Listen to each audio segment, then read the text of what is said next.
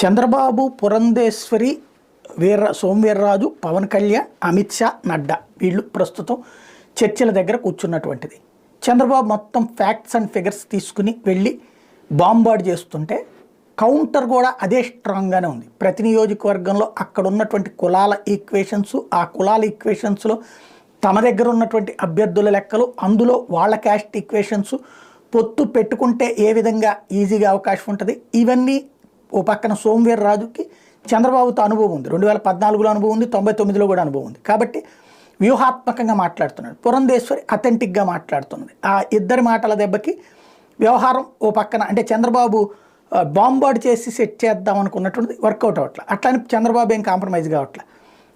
అక్కడ మీ వాళ్ళకి ఇస్తే ఓడిపోతారు అంటే గెలిపించే బాధ్యత మీరే తీసుకోండి అని చెప్తున్నారు. వీళ్ళు గెలిపించాలనుకుంటే ఇప్పుడు మీకు 40 ఉన్నాయి, మాకు 10 ఉన్నాయి, గెలిపించాలి కదా. మరి మీరు పొత్తు అంటే మా 10తో మీరు గెలవాలనుకుంటున్నారు. మిగతా